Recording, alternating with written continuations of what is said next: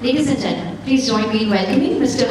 Deep Chhabra, Head Global Media at Godrej Consumer Products. Round of applause.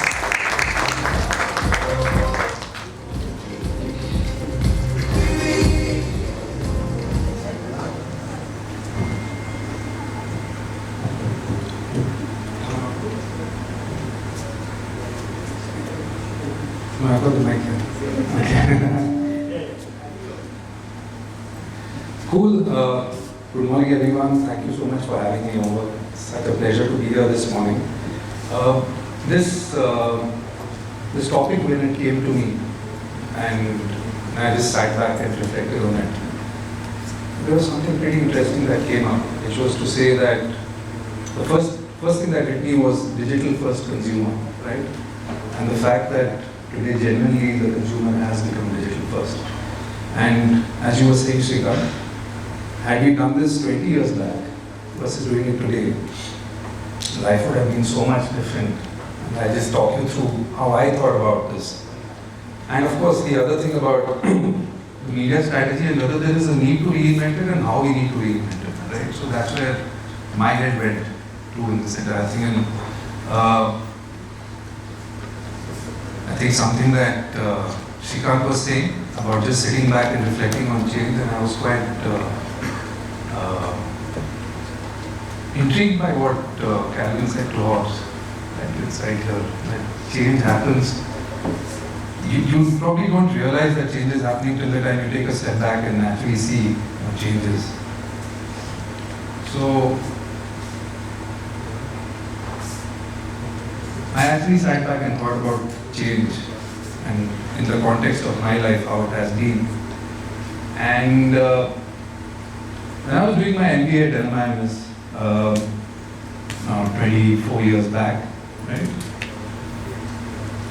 The buzzwords at that point in time were electronic media, right? There was something called new media, and there was something called a sunrise industry, which is what the electronic media was. And print at that point in time was about 60-65% of the addicts, and digital was about 0.5% of the addicts, right? 0.5%.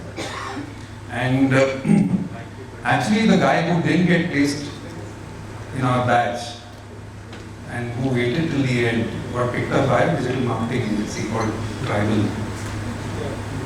Yeah. That's because no one else wanted him. So that's where it was. With all due respect, he's done extremely well in life because he got into the right place at the right time. Right? And 25 years later, or 24 years ago, so these many years later, now we're standing over here and speaking about digital first, as it's so obvious. When, the entire addicts has moved towards the digital ecosystem. And this is the first time that this has happened, at least being documented, that today in India there are more people on the internet than there are on any other medium. Right? There are 752 million people on the internet in a month, as compared to 705 on linear TV. Right? So that's where the journey has been. That's how stark the journey has been. This is a combination of two things. One is the fact that the smartphone has continued to penetrate, right? But another interesting thing that's changed over a period of time is the fact that connected TV has come to the houses. So when I sat back and reflected on this, why is this happening? It's actually a situation where the smartphone is now a necessity. It's taking internet into the house. People are using that small screen to watch content as well. But then they're realizing, okay, we can enjoy this a lot more on a large screen. Right? And that's quite a shift, which means that this is here to stay. Right? And every year, the CTV number has continued to grow. And it will continue to grow. So this doesn't appear to be something that's only in the here and now. It is something that appears to be a long-term trend, just because the consumer wants it that way. And of course, the other thing that has happened is that pay TV has dropped. And this is a report from EY, where you would see that 171 million households is down to 160 million households as far as linear TV is concerned. But more interestingly, 131 is down to 111 as far as pay TV homes are concerned. Now, 160 million homes as compared to industry bodies that say it's at 210 million is in itself a challenge that the industry needs to grapple with. But probably this is, that's something that when it hits is when people will see it. But this is a reality from a TRAI and EY report. Right? So we do see that that number, where it's become digital first, is on account of two things.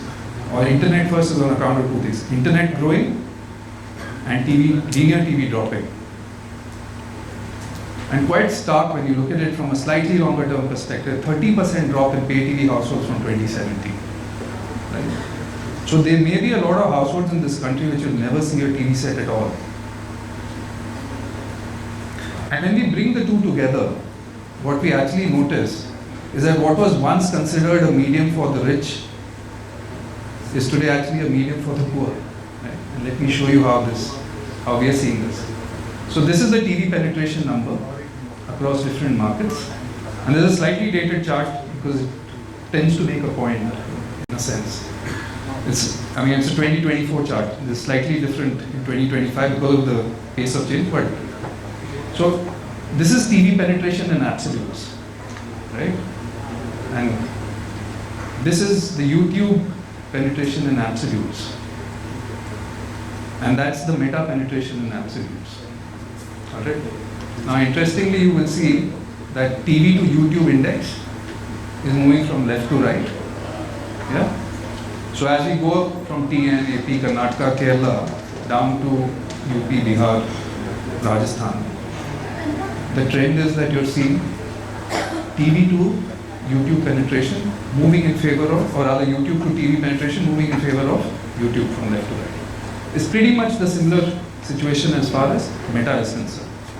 It's following that line. Those lines are as close as they get to each other.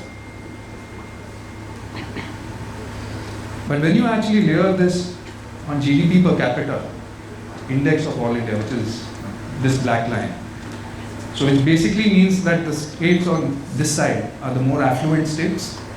The states on that side are the less affluent states. We actually see that the more affluent states have higher TV penetration. The less affluent states is where the adoption of YouTube and Meta is happening at a much faster pace. And a similar line when you look at the younger audiences. So this final line is the median age of India. And you actually see that it's the younger audiences that are getting onto the internet. And in our minds, digital is still premium. Right? Whereas actually, the affluent are able to afford TV sets, are able to watch TV a lot more, or wanting to watch linear TV a lot more. And it was about 4 days back that we were having a conversation with Sudhir, our CEO, and we were asking him what has changed in the last 10 years. So he turned around and said, wait, let's actually see what has not changed in the last 10 years. Because sometimes, this is what he said, because sometimes when you're assessing change, it's valuable to also consider what has not changed. It gives you a better sense of what is actually happening. So let me also now tell you what is not changing in this country, as per us. This is what we call the Gini factor. The Gini factor is a description, is an index that tells you the divide between the rich and the poor, right? So the lower the Gini factor, the lesser the divide between the rich and the poor in the country. And this data is across the last 40 years. You'll notice that the Gini factor of India has remained pretty much between 31 to 35. Right? And the global index has remained at about 47. So 0 is great, 100 is not so great, shows a lot of divide. The social fiber of the country has remained the same over the last 40 years, which means all of us are equally rich or equally poor over a longer period of time. And the social fiber of this country has not changed as significantly as we think it is changing. Yeah. I also took a step back to see whether, this entire talk of our consumers are moving at a certain pace and things are varying significantly in the last 5 years. And here is our most humble toilet soap, Godrej #1, which is our biggest brand, the #3 soap brand in the country. And this shows the penetration across different NCCS, right? So if 100 people are using it, roughly about 30% have consistently been from NCCS A. So that is not changing. Yes, body wash is growing, but it's not like the humble toilet soap is going away anywhere. It's not like NCCS A has suddenly crashed.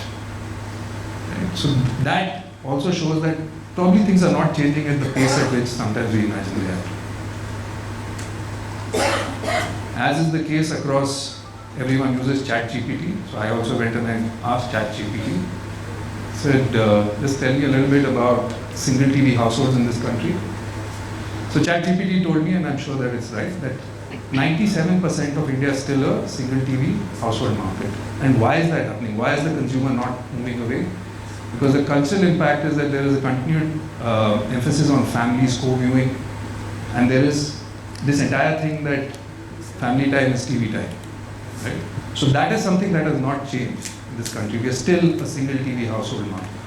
And of course, there are multiple such things that have not changed, including the fact that people continue to spend as much amount of time on viewership on TV across different markets. Yes, there was a blip on account of COVID because people were at home, but it's not like it's crashed significantly after that. Agency FAQs also hasn't changed, right? Yes, that's, and so I went back and I asked, and this is the thing that continues to be there, right? I suppose this is the right thing, right, Shrikant? Yes. So there are certain things that haven't changed. And bringing change and what's not changing together in this world is where we put our media playbook together. So what you will see to the right is our goodness manifesto. It's basically our strategy on a page. We are a listed company, so it's not something secret that I'm sharing with you. To bring goodness of health and beauty to consumers in emerging markets is what our purpose is as an organization. And there are various ways of doing it. But the one thing that we see as our measures of success is that we should be industry-beating UVG, we should spend more on brands, less on cost to serve, so on and so forth. So the first thing that we did as a combination of what's changing and what's not changing is define what we want to be as a media function, such that we are able to define what is it that we are supposed to do. This is the why, and this is the what. The what of our playbook is that we continue to be a future-fit media solutions, or we continue to provide future-fit media solutions for attributable business and brand growth. Sounds pretty like, yeah, that's exactly why media is there, right? But sometimes it's just good to remember the basics. Do I actually need first-party data to go and sell a 10 rupee soap? May not be. But will I do it because it's fashionable? Because at a forum like this, I want to come and talk about first-party data? Maybe, right? So it's good to just remember that we are here because it's all about business and brand growth, and that's why we exist. And how do we do this? We do this by putting our marketing first principles out, which is what the blue boxes on top will show you, right? And what that translates to as far as media is concerned. Now, this is our secret sauce. No longer secret because you're seeing it. But the beauty is that you have to do it day in and day out. Brilliant basics is what it's all about. And there's so much of a temptation to move away from these kind of brilliant basics, execution, and just have this on a chart. But we tend to hold this to what, this is our playbook. I mean, this is what forms are deployed. So one of the things that we truly believe in is reach. Reach is our religion. And there is a reason for it. That imagine you have only so much of water and you're supposed to water a field, right? And then you will go and do drip irrigation, which means that you will take that water and you will put it across the entire field, right? Imagine with the same amount of water, if you want to make a king's garden, you would be able to build one side of it, but the other side would be barren. And over a period of time, that garden would look something like this. right? So in the world of FMCG, this is what we believe is the right thing to do, because if we have big brands that are well penetrated and we need to remind people consistently that we exist. If we had all the money in the world, we would have probably built that King's Garden, but we don't. Interestingly, we are the number 3 advertiser on TV today, but we still don't have all the money in the world, right? So this is the fundamental of what we do as far as planning principles are concerned, or one of the principles that we follow. And yes, all reach is not the same because attention does matter. So what we've done is that we've done an understanding of how media plays out, and we realized that this is not digital versus TV, this is actually large screen versus small screen. And that's what the difference is. That you would notice from the previous charts that actually when TV has started to drop is when connected TV has started to rise. And prior to that, both mobile and TV were growing. So it's actually large screen versus small screen. And the way in which we deliver our ads, which is audio visual, only audio and only visual. Right? So we've got factors going for that, which is X into A, X into B, so on and so forth. And attention does matter, and that needs to be weighed into our deployment. So here are a couple of examples of what we did to reach out to the higher pop strata. How many of you have heard of Aero, the brand that dangles in the car? Okay, we're doing a decent job. It's a car freshener, it's a hanging format, and we had to launch it, and obviously we wanted to reach out to audiences that own cars. And we basically needed to do that, we had to over-index. So there's one route which is going the first party data route, which is saying I will go and find out these 27 million owners of cars and we will go and deploy to them and we'll get that going. It's a great thing, but the only problem is extremely expensive. Right? So then what is the other surrogate for that? Which is the high correlation between people who own connected TVs and people who own cars. And mind you, this was 2 years back, which is when we launched. And we realized that the salience pretty much talks to each other, which is when we went out and started to buy a lot more of CTV. Right? This is from 2 years back, where CTV was not the buzzword that it is today. And of course, it gave great results to us. We saw that every time we deployed in media, and the more we scaled our CTV deployment, the more sales went up. Of course, it's not only because of media, but it's also because of that. Right? The other thing that we wanted to do was reach out to our rural consumers, and we spoke about this, this Bihar, Jharkhand, UP belt, which probably will never see a TV set in their house. And we needed to reach out to them for our hair color brand called Godrej Expert Rich Creme. And to do so, we realized that the right way to do it is actually on YouTube mobile rather than going the conventional route of buying FTA channels for those markets. And we used that on YouTube and we used that on Geo ads. One worked, one didn't. I'll not tell you which one did. You should also experiment a little bit. But it did give us good results. Right?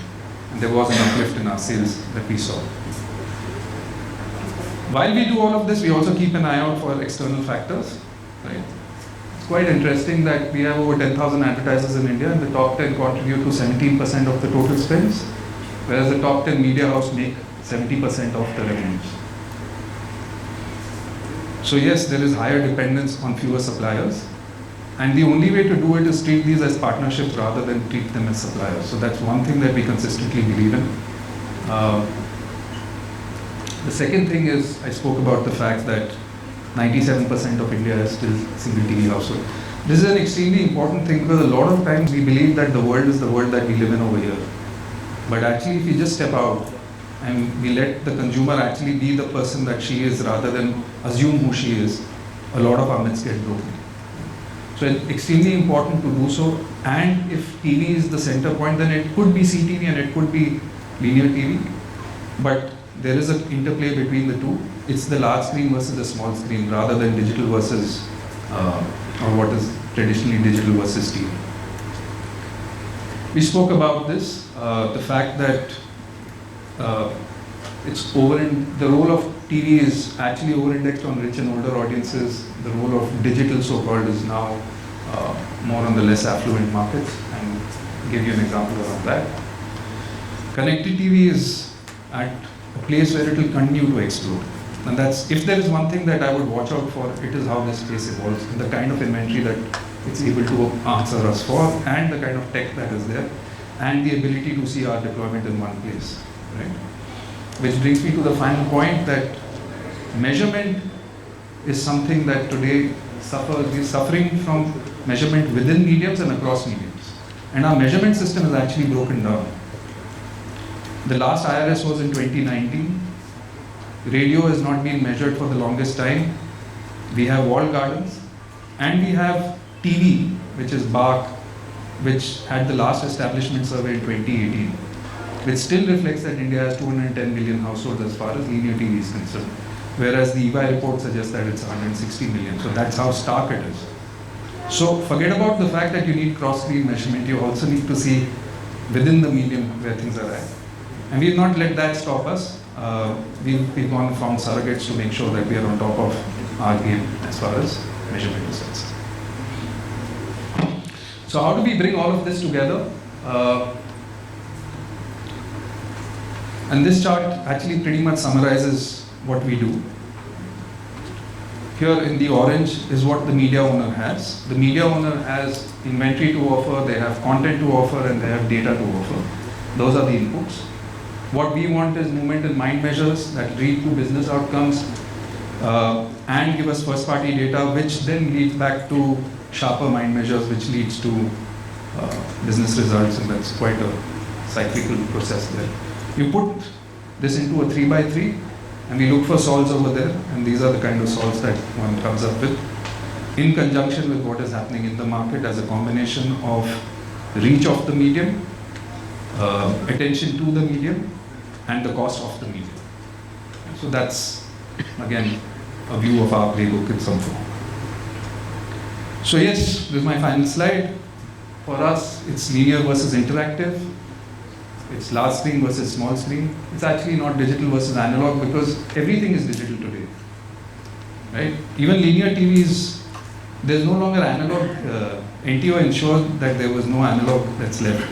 So that's the game for us. I gave the same prompt to ChatGPT. This is what it threw out for me. Started with a guy looking at the screen, but finally looking at both screens together with the light on. So that's where the consumer is today. Yeah. Thank you. That's our playbook.